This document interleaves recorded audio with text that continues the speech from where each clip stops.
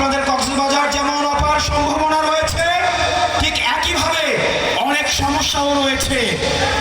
তার মধ্যে একটা প্রধান সমস্যা ছিল ট্যাবলেট বদি। আপনারা ইতিমধ্যে ট্যাবলেট বদিকে উৎখাত করেছেন, বদিকে উৎখাত করা গিয়েছে।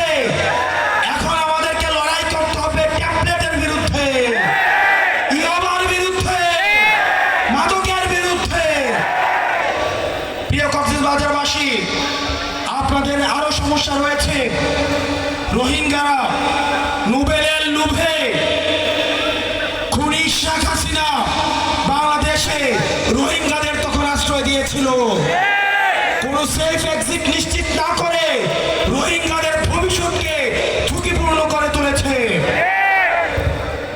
আমাদের অতি দ্রুত কক্সবাজারের জীববৈচিত্র্য এবং পরিবেশ বাঁচাতে হলে আমাদের এই রোহিঙ্গা সমস্যার সমাধান করতে হবে।